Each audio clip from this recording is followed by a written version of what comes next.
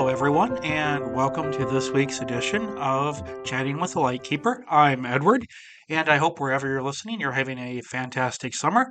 I have just a touch of a summer cold as I record this. I'm not sure if it's summer cold or maybe just a bit of issue from the wildfire smoke that is coming into my area. And with this, we can actually sing the song from South Park, the movie, Blame Canada, because that is where it's coming from. So we can officially blame Canada maybe for my bit of sniffles today. Anyway, I had this thought, and I normally am a rather prepared person. Yes, I can speak off the top of my head, and it's one of the things that I have to do occasionally for work. So it's kind of a nice crossover for the podcast, is it prepares me for speaking with work. But I still normally have things prepared, and I was chatting with a friend the other day, and we were talking, and one of my favorite questions to ask in the lifestyle is, "What does that mean for you?" And they responded, "Well, what does dominance mean for you?"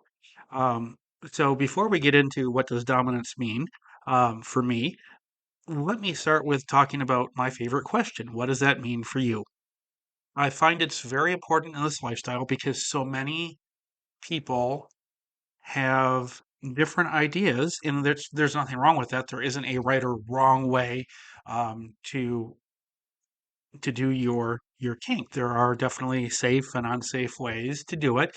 But like when it comes to definitions, it's really all over the board. One person may describe submissive completely different than another person, and there's so many subsets underneath there. Is it just maybe their idea of submissive is somebody who's just a bottom, or maybe they're more on the slave side of things. And with dominance, there's daddy dominance, there's masochist, there's all sorts of different subsets, if you will, of what a dominant is. And so there's thousands of different ways of describing it. And so what does that mean for you is such an important question because, first of all, it's open ended. It's going to force the person to explain what it means to be whatever or whatever that term means to them. So you understand what they're coming from or where they're coming from rather than taking your thoughts and using them to make assumptions. And we all know what happens when we assume we make asses out of ourselves and the other person, unfortunately. So that question removes the asshat factor from the equation. So I think today we'll just simply sit down and I don't have any notes in front of me of what being a dominant means for me. So you can see that obviously probably what you are thinking in your head of what a dominant is may in some places mesh with what I'm describing, and in other places you may be like, no, I don't see it that way, and that's awesome, that's great. And then as an added bonus, when I did share with a friend that I was going to do this, they said, "Oh, great! It sounds like a vetting question. I'm going to send you 20 questions, 20 vetting questions that I ask." I'm like, "Okay." So the deal is there is I don't know those questions. Yes, I have them in an email, but I haven't opened the email yet. I just know that I have 20 questions, vetting questions to get to. So when we get done with me figuring out how to try and articulate what a dominant is to me, then you get to listen to me answer some vetting questions, and then I guess when we're all said and done with that, you can decide how I stand. Did I pass the vetting test for you? And hey, I would love to hear what questions you would ask me or follow-up questions to those vetting questions or questions you have about what dominance means to me. So, without the drum roll, we'll get right into it. Um, when I think of what a dominant means to me, I sort of have this little, how like the lifestyle is famous for acronyms. There's everything from BDSM to Daddy Dom Little Girl. There's acronyms and letters, and it's there's tons of them. So I've added one more for myself when I think about what dominance means to me, and it's kind of personal. It's what I came up with as lilac, and That is also was my mom's favorite flower. Actually, one of her favorite flowers. So it's kind of funny how that worked. It wasn't intentional. I just sort of looked at the letters that I had and went, "Oh my goodness, that's lilac," and wow, that's kind of cool. So the first L is for leadership. That is for me very big and very personal. What a dominant should do for their partner and be a leader.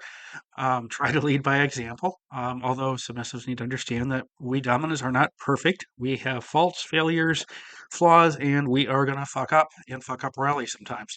So while we as dominants want to be leaders and empower our submissive, um, we also need our submissives to understand that we are not perfection.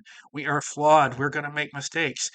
And when we're leading, one of the goals for me is to lead in such a way that I can take things that are weighing on their mind off their mind by making, whether it be choices or whatnot for them, which frees up their mind and that helps them grow and succeed in life. So that's where the leadership equation comes in for me.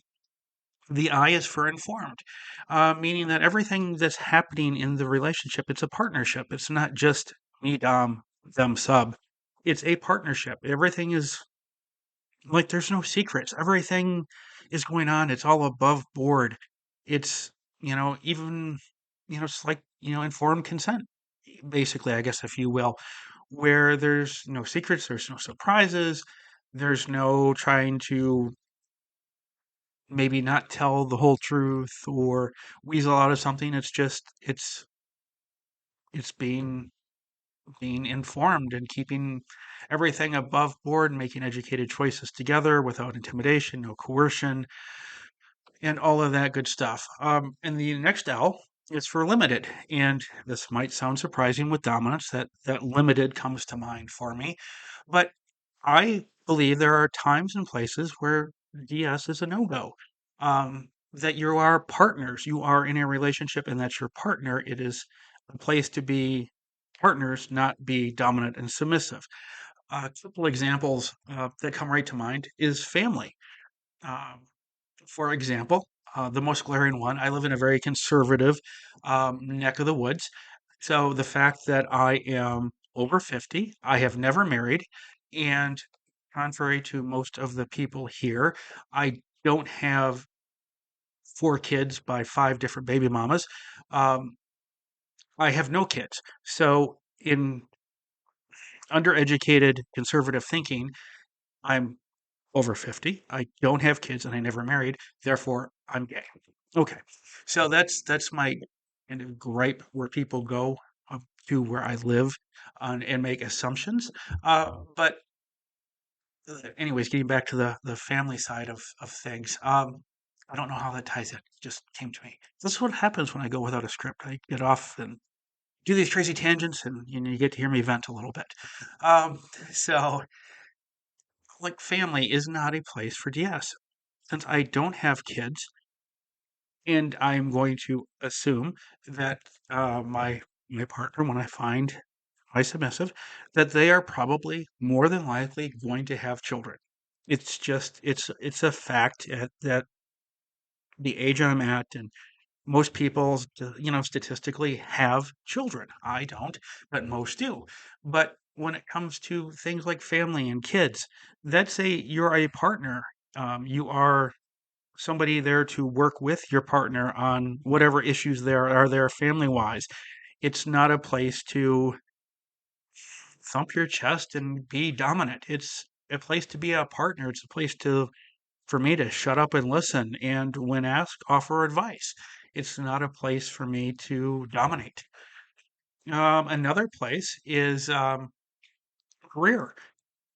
I mean, yes, there are things like a dominant can do to help their submissive in a career. For example, maybe the submissive struggles with being on time to work, and there are a lot of bosses out there where timeliness is, being on time is super important to them. So yes, as a dominant, you could work on making sure that your submissive gets to work on time. But what they're doing at work, it's your place, in my opinion, to be that partner to offer advice when it's asked for, or sometimes if you're like me, who and I like to put my foot in my mouth occasionally. Sometimes maybe just offer unsolicited advice, but that's what it is. It's advice. You are not telling, you are not putting power dynamics into play in the work life of the submissive. It's very much. I mean, I believe a submissive is a strong, competent, capable, amazing person. They don't need me to tell them how to do their job. And if somebody needs me to tell them how to do their job, we are not going to be compatible partners wise. That's just how it is. So that's the L for limited. And now the A is for accountability because that is something that a dominant brings. And I think when most people out there hear me say accountability, their mind is going to punishment. For whatever reason, this lifestyle, when we say accountability, it's almost like it's slang for punishment. You know, oh, you were naughty, time to pull you over my knee and spank you. Now, I get that that is part of the accountability side, is to uphold the guidelines or rules. And by the way, I am not a punisher. I prefer to say that if there is an issue, that I will correct it with my submissive. It's a team effort, even if there is, for example, that spanking involved. It's a team effort. It's a correction. We are fixing the problem. We are learning from what happened. We're learning from the misstep. Once we have it fixed and rectified, we're moving forward. It's water under the bridge. It's not something. I guess I should have put this in the pet peeves episode a couple weeks ago. It's not something where we come back to it. The passive aggressive dominant. It seems to be very popular these days, unfortunately. But when you correct, it's water under the bridge. And getting back to the accountability side, accountability is much more than just that you broke a rule, you broke a guideline. Um, it's it's the positivity. It's bringing the positive reinforcements. It's being your submissive's cheerleader. You can do this. You've got this. I believe in you. You've got it. There's so much more to be gained by positivity and positive reinforcement than those I believe that like huff and puff and thump their chest and try to use the negative of punishment as motivation. It shouldn't. It's trying to me. That's trying to motivate out of fear, and motivating out of fear for me is a warning sign of a an unfortunate coupling that has abuse warning lights going off in my mind. That old TV show, Lost in Space, the robot is going danger, danger when I see that in my mind. Once again, that's me. That is not speaking on behalf of anybody else. That's just how I see it. I know there are others who see it differently, so I just wanted to clarify that. Um, and also, I mean, let's face it, I think most of us kind of have a praise kink, whether we admit to it or not. And maybe it's on dumbly for me to admit it, but I like praise. I think you like sincere praise. Sometimes it's very hard for me to deal with because of my own issues. Um, but if I know it is sincere and genuine, it is just it's amazing. It makes me feel amazing. So yes, I do have some issues around the whole praise thing, but yeah, I like it, and I think most of us do. So I think accountability really we should look at it more, um, as a positive rather than the harshness when we think of punishment as the accountability side, and it really should be more of the positive reinforcement, the praise, the rewards, you know, I don't think I would look good in a cheerleader skirt, but hey, if putting one on would help a submissive, my submissive achieve, then you know what? I'll strut around all day in it if I have to. Um, and yeah, those pictures would probably not get shared on social media, by the way. And finally, the last C is consensual. Um, and that whole consensual side of things is so important, especially for me for the longest time, and I know I've talked about this in the podcast, and so I apologize for repeating myself here, but I struggled for a long time with the lifestyle and how could I like this? How could I was taught you never ever, as a male, you never hit a woman. Well, geez, I like spanking. That's physically hitting, that's impact play. How does that doesn't jive with everything that I was conditioned to like or to be like in this world. So it really took and a long time for me to unpack it. I mean, it got packed away in my mental attic and unpacked and repacked and put away many times over till I finally came and realized that everything that happens, at least in a dynamic that would be a part of my life, everything is happening with consent. They are consenting to it. I'm consenting to it. You know, there's no, there's nothing nefarious going on. It's all consensual.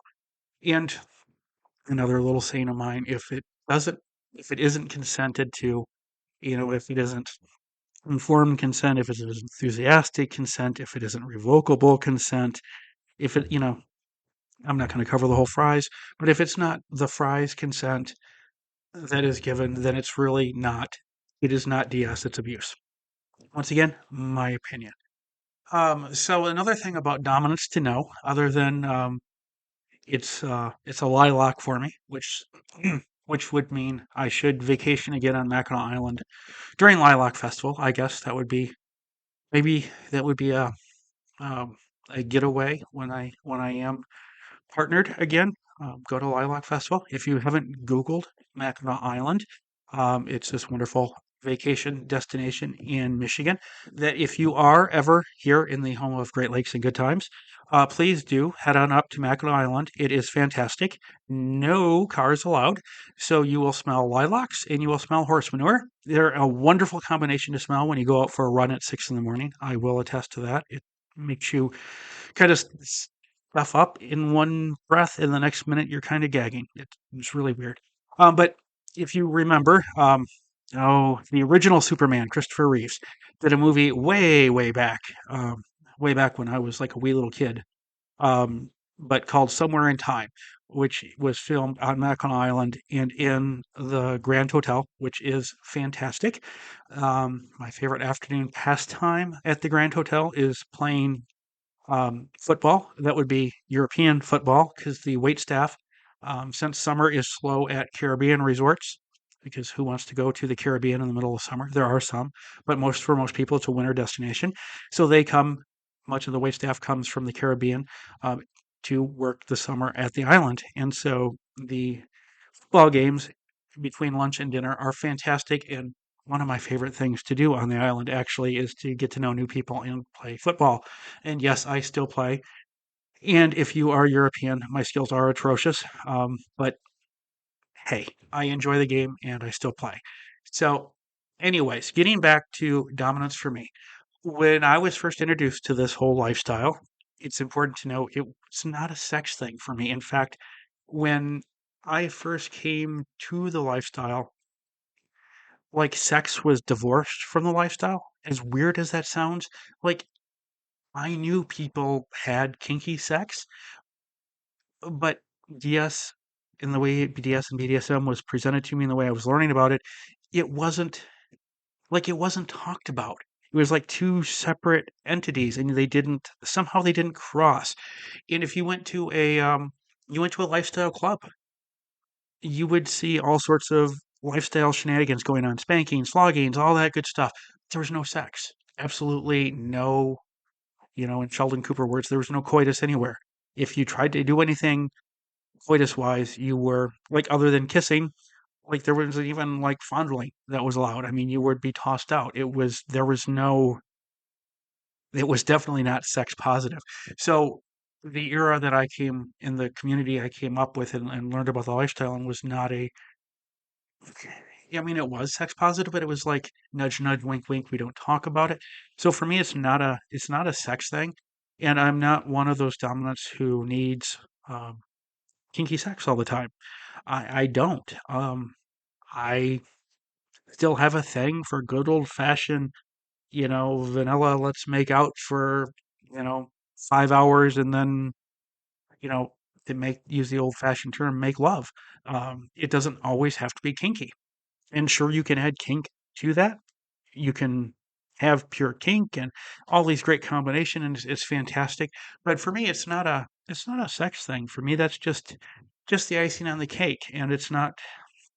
I am not uptight about sex, even though I kind of have a Richie Cunningham um, bit of naivete with me, where yes, if we're talking in person about something sexy, I may blush. In fact, it's one of the beautiful things about a podcast. You can't see if I do blush on the other side of the microphone. I suppose maybe a couple of my good friends would be able to hear it in my voice. But other than that, no, it's not a sex thing. And while I love it and have no hangups and love the sex positivity of the lifestyle where it is now and where it's continuing to go, for me, it's not why I'm here. That's just like the icing on the cake for me. So there is there is that. Another thing, kind of getting back to that accountability side. I know how I said I didn't use punishment. I prefer to use the term correction because it means we're fixing a mistake and going forward. Where punishment feels to me a very negative, negative word. No one likes to be punished. I mean, really? I mean, it's like punishment is kind of synonymous with prison. And yes, there are kinky things you could think of to do with a prison scene, but that would just be kinky play. And it shouldn't be a mistake needs to be fixed, not punished. We all make mistakes and we all learn lessons, and we should need to focus on the learning lessons and going forwards. And coupled with that is rather than having rules, I prefer to term them guidelines. And the reason for that is, once again, you could say this is all just, tomato, tomato. But for me, a rule is black and white. You either are not breaking a rule or you're breaking a rule. There's no, if you're driving down the road at 55 and you're doing 60, you're breaking a rule. Um, in life is not black and white. Life, pardon the pun, is 50 shades of gray, if not more than 50 shades, maybe 50 million shades of gray. So rules for me need to be there needs to be the real life test put in there with rules. It can't just be you do this at this time or you do this or you don't do this. Life has to be taken into account of that. Um, I've seen things that I'm going to use as examples and pick on some other things. I've seen other DS relationships, and it works for them. It isn't my jam. So I'm not yucking on their yum. I'm just explaining why their yum is a yuck for me. Uh, for example, there was a dominant that likes to wear submissive clothes. Okay, I'm a dominant like that. That's something I enjoy doing. Um, However, their submissive spilled their morning coffee on their clothes, and it was a long distance relationship. So the submissive then, when they got together next, was punished for not wearing the outfit the dominant picked to work. And because it was a black and white rule, you wear what the dominant has said that you need to wear to work.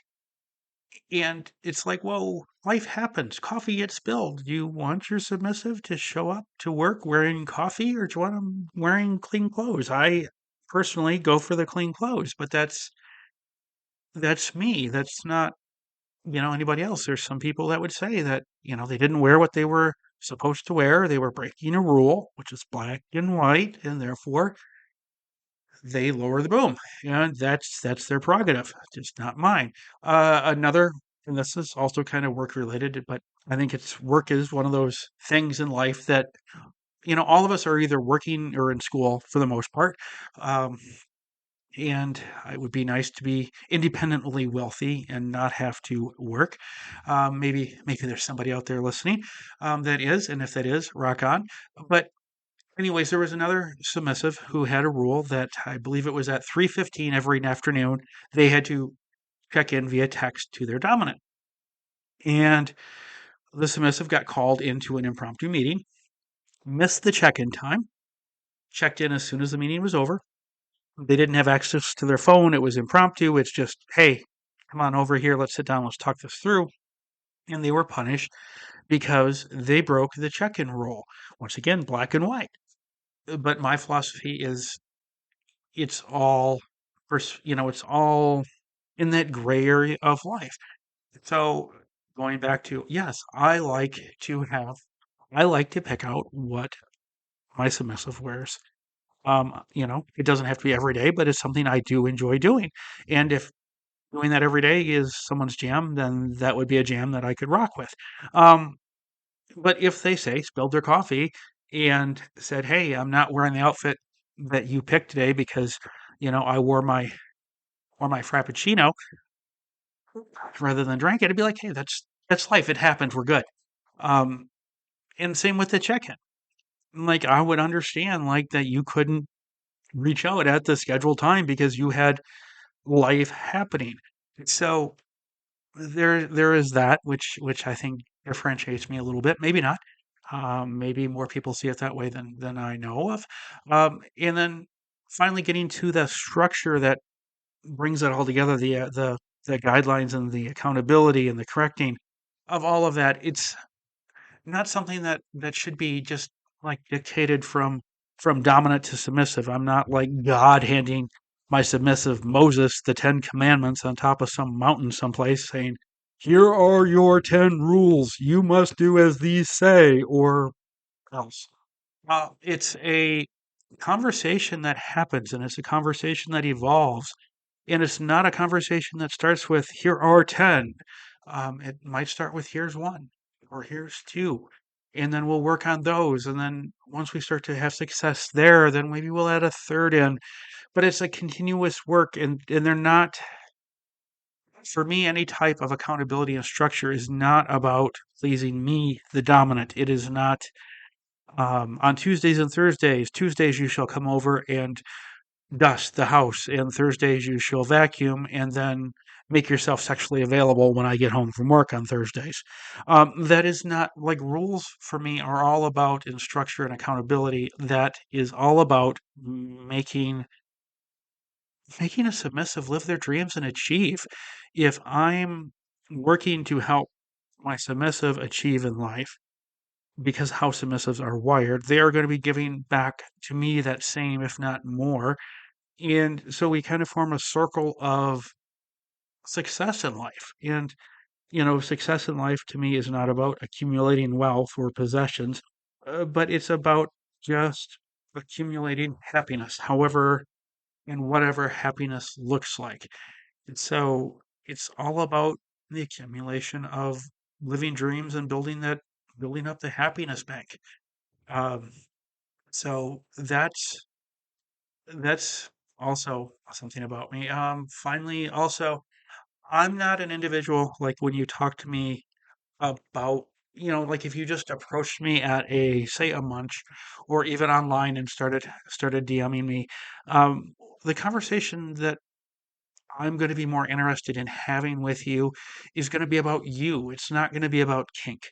I mean, if you reach out with a, lifestyle related question or a concern, absolutely reach out, ask them. I'm more than happy to answer that. But if you just want to reach out to chat and we chat, I am not going to be the guy chatting you up about the lifestyle. I would rather hear about what's going on in your day or, what excitement you have to look forward to this week after work. Anything like that. I'm not somebody who lets kink or the lifestyle drive conversations. If I'm having a conversation with somebody who's in the lifestyle and we're friendly or we become friends, there is going to be, because we are both have this and share this common interest, it's going to come up. It's no different than when I sit down and chat with one of the guys I ski with or one of the guys I go to the hockey games with. We might, if it's, we're running to one of the hockey guys in July getting Starbucks, which just happened the other morning. Um, yeah, we're gonna, "Hey, how you doing? What's going on this summer? Been out on the boat, blah, blah, blah, all of this fun stuff." But yeah, the conversation is gonna find its way to hockey. And hey, did you see the guy from Germany we just signed? And blah, blah, blah. All of that, it's going to kind of just like a conversation like that, it's going to work its way up. So I'm not one that lets kink, like I don't force kink into the conversation. I guess that is the best way to say it. And probably could have said that and saved, I don't know, the last few minutes.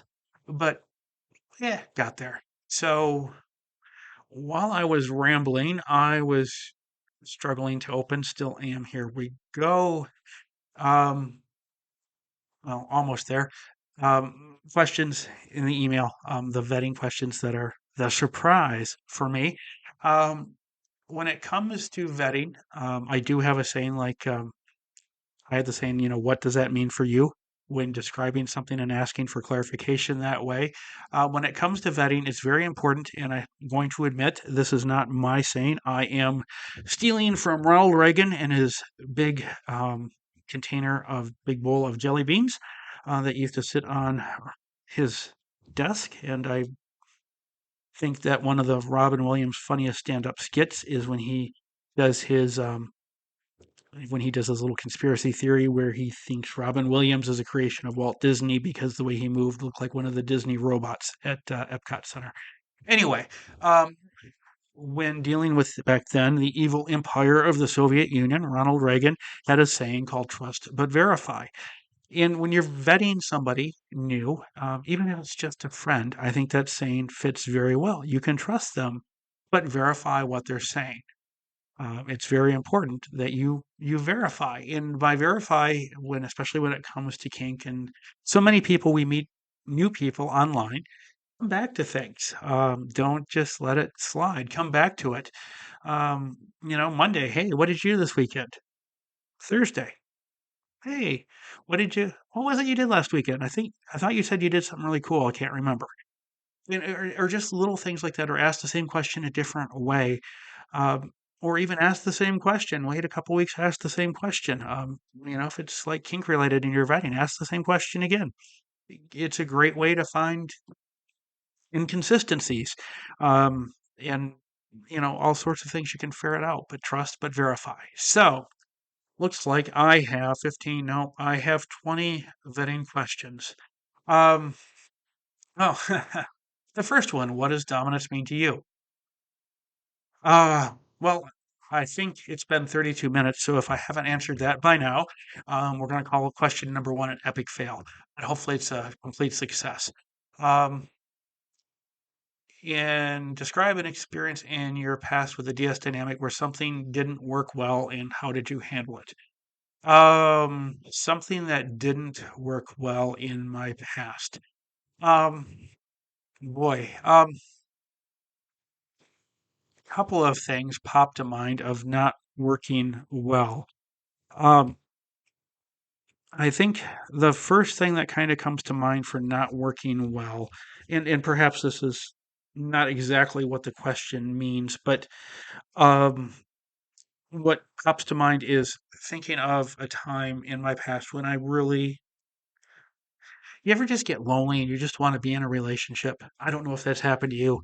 Um, Maybe it's just me, but it was about a decade ago and I was in that kind of that spot. Now, I guess it was more than a decade ago. I'm old. Um, but really wanted to be in a relationship. And I met somebody, were kind of in the same spot. They really wanted to be in a relationship. And it started out as friends, and somehow we ended up in a relationship. And then you wake up one day and it was suddenly you're in this relationship. You're like, how the HE double hockey sticks did I get here? Um, and the dynamic, well, it was DS, but the dynamic just, it was all over the place. It was scattered. It was half-assed, if you will, because everything sort of relationship-wise was kind of, since you just found yourself in it, there was no discussions about where this is going or how did we get here. It just we just got there, and so the dynamic was scattered with no. It wasn't inspiring for me. It wasn't inspiring for them, and it just really didn't work well. So there's that. We could keep going, but since this is a podcast, I don't think you want to continue hearing me kind of go down those lines. And I guess if you do, just reach out to me and I'd be more than happy to discuss more of my past experiences there. How do I handle conflicts or disagreements? And for me, it's conversations. I deal really well when they are done with I statements. For example, I feel this or I feel that, rather than like I really struggle. Like I understand. Uh, I'm a human, I screw up, and I am going to have the opportunity and probably will at some point if I'm in a relationship with somebody, I'm going to piss them off. But even when you're pissed off, don't fly off the handle at me because that just causes me to shut down and really put up my walls rather than saying, I'm upset with you and I need some time to process things and we'll talk about it. I can handle that much better than being called, you know, a stupid son of a bitch or whatever the words are. That just causes me to put up walls and shut down. So when it comes to conflicts and disagreements, biting tongues, having civil discourse about it, and looking for solutions is the way to handle things. And since it's, since I am a dominant, it is part of my duty, if you will, to lead things and to try and keep things on that civil um, discuss and fix level. But it does cause me to immediately put up high walls and shut down when it is not handled, when it's that kind of flying off the handle angry at me rather than I'm upset with you. We need to talk. Here's what I'm upset about. So that's how I prefer to handle disagreements. I'm not a yeller. I'm not a screamer. I don't understand. Like I understand people do it. It's not me. I don't understand how that works. Even playing sports, like when I would be incredibly enraged at an official or a referee's call. Even in hockey, where I made my bones as a guy who would drop their gloves and settle a score and be that guy. So the referee was always looking at me. So I had a reputation. So if a guy just flopped down next to me, odds are I was getting a penalty, and it would, I would piss me off. But I would never like fly off the handle at an official. I would just talk to them kindly, and yes, they would know I would be upset, but I wasn't going to be screaming and acting like a fool. I don't, that's just, I can't understand it. I can't grasp it. It's contrary to me. So there's that. Boy, hard and soft limits, within DS. Oh boy, hard limits. Just speaking of DS, not going into the whole life genre of hard limits, but just things in the kink world. Started by saying really what to me is the common sense gross groups, which may not sound all that non-judgmental, but it's me, and you're getting it unscripted. If it deals with like blood, poo, vomit, those types of things, not my jam. If it's bathroom related, it belongs in the bathroom. Um, that's just how I see it, and I have no problem about other people that enjoy other things in that genre. It's just not my jam. Another thing is I have a huge fear of needles. So while there are people who enjoy needle play and fish hooks and things like that, that is not going to be my jam. Blood, not my jam. That's definitely a hard limit. Whips are a hard limit. I know we talk about whips and chains and all that stuff all the time. Whips are a hard limit. For me, it like it's not like, yes, Indiana Jones with his whip is cool, but I always see like a whip like as a cowboy trying to like rustle up an animal, or since I'm a history nerd, whip conjures up images, quite frankly, of American slavery, which of course never happened in Florida. Uh, but anyway, yeah, then that's where my mind goes. So whips are a hard limit, and I don't care. Like if I'm at a kink in a conference or play gathering and somebody's doing whipping, it's something that I just can't and don't want to be around at all. It's just that's just me. So those are what immediately jump to mind for limits. Soft limits, um, boy, soft limits. I guess I would. I don't know. Boy, there's a lot of things that kind of fall into soft limits for me. Master slave dynamic would be a soft limit for me. Not saying like that's not saying never, but That's not something that I would think would be my jam. Right partner, who knows? That's why it's soft limited. A lot of like I would love to be an exhibitionist, but my own body image prevents me from that. So exhibitionism would be a soft limit. Um, yeah, those are quick things that come to mind. I know there's more, and if we were truly having a vetting conversation, there would be more. Um, how do I prioritize emotional well-being and self-care in a DS relationship? I think I am fantastic at prioritizing the emotional well-being of my partner. I think I am fantastic at helping to make sure that they are practicing proper self-care for themselves. But when it comes to my own well-being, taking care of my own emotional well-being and my own self-care, I am an epic fail. So I guess some of that when I give the emotional well-being or self-care conversations to friends, I will often get teased that it's pot calling kettle black.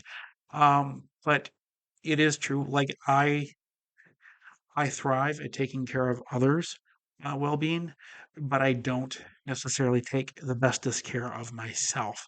I am working on that, and I'm working diligently on it. And this would be an area that uh, if I was partnered or was like if we were actually having this vetting conversation for real, if you, my audience, was looking to consider dating me, this would be something that I would say, I want you to help me with. I want you to help me be better with how I take care of myself and self care, primarily overwork.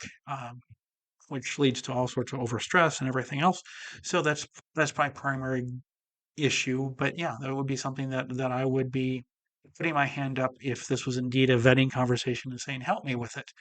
Traumas and triggers from my past that I should be aware of. Um, Without going into too much, the one thing that comes right to mind would be um, trauma wise.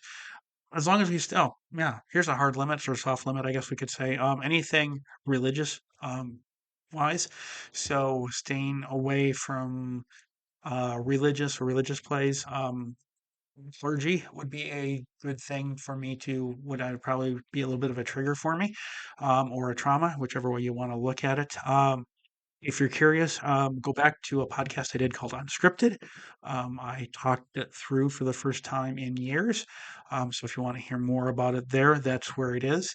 Not that I want to not talk about, yeah, I don't want to talk about it really at this moment. So I'll point you in that direction if you want to hear it. So anyway, we'll move on to the next question. Communication styles, do I find most effective? I am a big communicator. I don't know if there's a certain style. Like I'm not versed in styles, I guess, if you will. I'm just a communicator. I love to, whether it's electronic, whether it's texting, video chatting, old fashioned actually having a voice, just plain voice conversation on the phone. I love to communicate with my partner or whoever I'm dating. So I'm very adaptive communication wise, and I just like a lot of communication. In fact, um, like it or not, I guess you could say I'm needy in regards to communication. I need communication. Even if my partner is going to have a busy day and not be able to communicate, I'm needy in that I need to know. Let me know you're going to have a busy day and you're not going to be able to communicate. Then I'm fine, absolutely fine.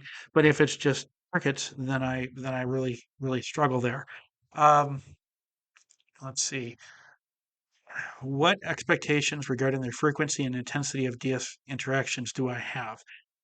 And with that, I come with a very open mind because frequency and intensity really is dictated by this thing called life.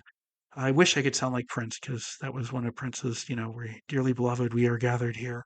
Um, but, as the Purple One said, it's about life. And so the frequency would be, yes, as often as we can and as often as it's appropriate. And once again, the intensity is how is that going to fit mindsets, what's going on in life and everything. There isn't a set, it's very open-minded because it's life dependent. And it's one of those things with frequency wise, where if there is a period where life is just being crazy, I am not opposed to actually scheduling out something so we can have a scheduled time to engage and be in the lifestyle. Um, how do you handle boundary negotiations and revisions over time? I believe, and my experience has shown me that boundaries, limits, everything changes as you grow as a person. Sometimes things that were of interest to you when you were younger are now no longer of interest, and things that were a no go when you were younger are now, I would definitely like to try that. So the fact that everything changes over time, it means you have to sit down with your partner and have periodic conversations, whether that's weekly, whether that's monthly, or every quarter. You need to have conversations about where you are with boundaries and what what needs to be adjusted, what doesn't need to be adjusted. Is there something new that maybe is now on the radar that you'd like to try? So it's something where you need to have, in my view, something where you need to have conversations no less than every 3 months on. Um, am I open to exploring new activities and fantasies? Absolutely. Bring them on. Right person, bring them on. Um, and how do I approach introducing them? The same way you handle boundary negotiations and revisions. In fact, those conversations are a great time to talk about it.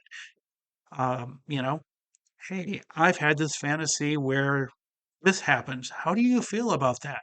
And I am fully good with my partner said, hey, no, that's a no go for me. Okay, that's fine. One, bring it up. And it's a conversation, and I want them to do the same. You bring them up, you talk about them. Another thing that I've learned over the years is when you bring fantasies to life, they don't always go according to plan. So always go into a fantasy exploration when you kind of go in that exploration mode with your partner. Go in with an open mind. Um, hope for the best, plan for the best, but also at the same time know that since this is something new, it just might not go the way you envisioned it when you were planning your fantasy out. So keep an open mind when and if you do explore them. Um, what strategies do I use to ensure ongoing communication and check-ins? Um, well, I'm a communicator, so with my partner, I'm going to be communicating every day, even if it's not in person. We'll be communicating. That's how I am, unless, of course, like I said, unless we know and beforehand and kind of scheduled that they have things going on or I have things going on. That there might be a communications blackout for a day or 2 days or whatever it is. And check-ins, they're daily, multiple times a day. And when it comes, like I said before, if it's a lifestyle check-in where how are things going with our lifestyle side, that's going to be happening every 3 months. And uh, I'll admit to it.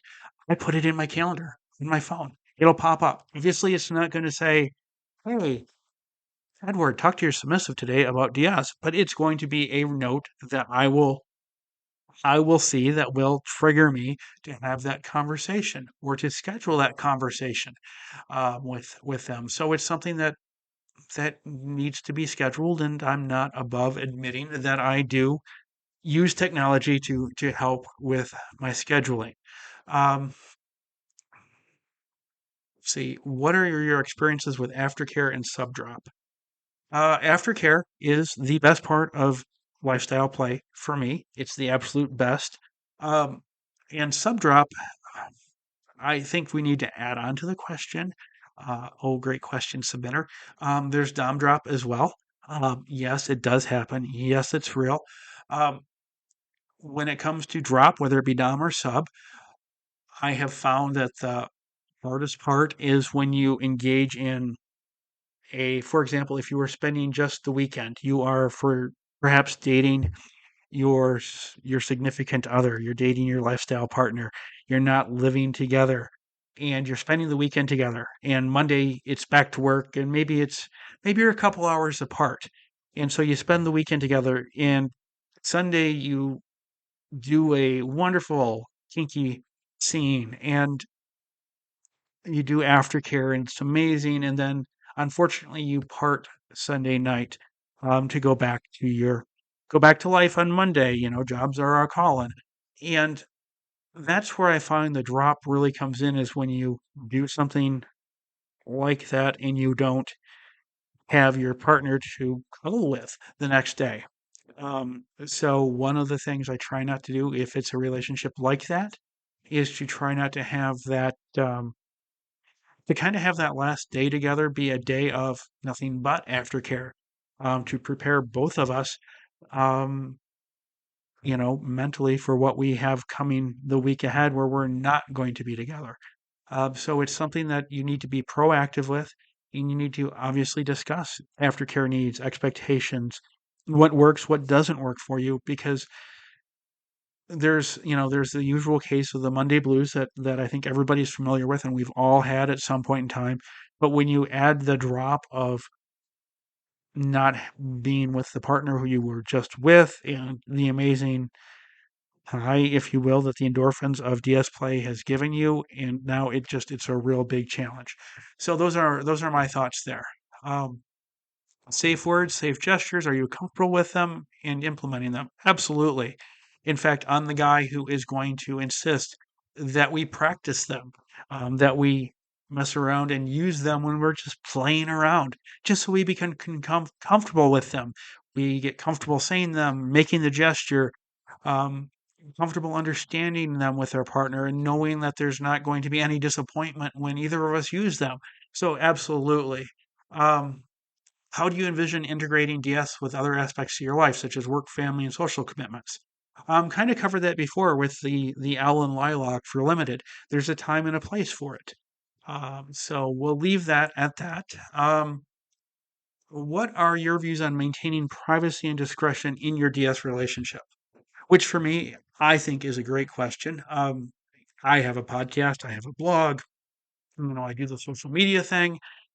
So I would love it if when I find my partner that they joined me, like that this isn't chatting with the Lightkeeper with just me rambling. It's the two of us. We're talking, together. We're sharing our experiences with you. I would love it if they joined me or either, became a partner on my existing social media or they had their own and we sort of worked hand in hand. Um, but even still with that, there's still privacy. Like if you listen to this podcast and you follow social media, you can learn a lot about me, but there's still a lot that you don't know. Or like you only see what I let you see. So that's very important to know that there would be, yes, I would like them if they were comfortable to join me on the adventures of sharing kink. But at the same time, I would understand if they didn't, or if, for example, maybe they had a career where it wasn't possible. Um, and yeah, but it's one of those things where there's a time and a place, and what gets shared is only what gets shared by choice. So even though I'm pretty open and you all listening can find out tons about me, you're only getting find out what I really want you to know and what I want you to find. So it's one of those things where while I might be more open than some, there definitely is still privacy here for me. And with a partner, I would definitely respect and maintain their privacy as well, even if they did join me on it, on, all this wonderful social media and podcasting adventures. Um, how do you handle disagreements about boundaries and negotiations with boundaries in a DS context? Um, well, first of all, I don't disagreements are something that I mean they happen. They happen with everywhere. But when it comes to like boundaries and limits and things like that, uh, while yes, there can be an overstepping, but it's handled through conversation. You talk about it, and you figure out what went wrong, how it went wrong, what happened. Thankfully, I have never crossed a boundary when it comes to DS play or broken, past a limit that it wasn't consented prior, that I didn't have prior consent to do X, Y, and Z. Even though Z might have been a limit 6 months ago, there's now consent to add Z to the X and Y. But you handle it respectfully and with conversations because there's a difference between a misstep or a mistake and an intentional plot waffle who violates their boundaries because they wish to violate your boundaries. So I think it's important to find out what happened and why, whether it was the twat waffling way or if it was just an honest to goodness they screwed up method, or you screwed up, or I screwed up. However, whether it was an honest mistake or an intentional mistake. If that makes sense, the intentional mistake, probably not, but they did what they did with intent. So you talk about it, and if it is, in my opinion, if and um, submissives are not. It's not just dominants who violate boundaries, but if a submissive intentionally crossed a boundary for me and I felt it was intentional, then it would be game over. If you're not willing to respect my boundaries, then you don't deserve a place in my life. So there's that. Communication preferences during moments of stress or vulnerability. Um, Vulnerability, I can be pretty good with. I don't just open myself up to say, "Hey, here I am being all vulnerable." It takes somebody. You have to build trust, and you have to kind of be a little bit of a miner. You have to be willing to dig. You have to be willing to go in and dig in my mind and find the things. I'm not just gonna, you know, unzip my head and say, "Here you go poke around," and here's this section over here is vulnerable. It's going to be it's going to take a little bit of the submissive wanting to get there. Um, but once you're there, I'll let you be there, and we can have wonderful conversations. But I'm not just going to invite you in and tell you where to look. You're going to have to go do a little treasure hunt there. And stress, for me, I can want to shut down during stress. If I get extremely stressed, my response is to want to shut down and take a break. That's where how I'm wired. And when I'm like that and I'm extremely stressed, it's because I am obviously not practicing self care. So that is a moment where a submissive partner would be able to say, "Hey, I can see what's going on. Let's uh, let's go down to the lighthouse and just sit by the water tonight." If it's wintertime and it's 40 below zero, obviously sitting by the water, uh, you know, is not going to be in the cards. But there's other places you can go, for example, and sit in your warm vehicle and enjoy maybe an ice cream treat while you sit in your warm vehicle while it's 40 below outside, and still have that closeness and proximity to water, which always calms me. So having somebody there to help me when I get like that with self care would be amazing. So there's that. The responsibilities and obligations of a dominant and or submissive partner. Boy, responsibilities of a dominant is to make your submissive, help them be their best person, live their best life. And really, it's the same. Your partners, you want to help your partner live your best life, and the role you play, whether it's dominant or submissive, is it's just being there for your partner, being a partner. And yes, we're kinky, so the dominant has things that they need to do to, for example, keep the submissives, free their mind by taking some of the burden away, by what they have, the areas they've handed control to their dominant consensually to control, which frees them up, um, and frees their mind. So really, it's an obligation to be a partner and to help your partner live their best life. Um, Views on negotiation and consent being ongoing processes rather than one-time agreements. And I think we've seen kind of variants of that question before, but I think I know where this is coming from. There are a lot of folks in DS, and if this is your jam, rock on, that like contracts. Think Sheldon Cooper with his relationship agreement. If you are a fan of the Big Bang Theory, where everything in the relationship is spelled out. And there are many people who practice DS where they have contracts, relationship agreements that spell out submissive will do this, this, this, and this. Dominant's responsibilities are this, that, and this. And it's all spelled out in black and white. Um, and then if they are going to make changes in the relationship, then you have to go back and change the relationship agreement. Uh, so it's one of those things where it's like once they sign that relationship agreement, they are consenting to everything in that relationship agreement. And I just think it should be much more fluid and functional. Um, Maybe since spanking's my main go-to example, maybe there's something in there where there's and I've seen this clause before. Dominant has a bad day, dominant can spank submissive to spank away some of the frustrations. Um, but what if the submissive is having a bad day too, and the spanking is not going to help the submissive, but they've already consented to it, and since they've consented to it, they're locked into it, and I just don't think that's right. I think um, obviously the whole fries thing is revocable at any time, right? That's the R in fries. And so I think consent needs to be an ongoing process. Even if you're a long-term couple, there are times when maybe they're just either of you dominant or submissive, you're not going to be in the mood for something. And when you're not in the mood, yes, there's times when we're not in the mood where we do things for our partner just because they're our partner. We love them dearly, but we're not in the mood, but we're going to do it anyways. And then there are times when we're just not in the mood and we just can't. We just can't.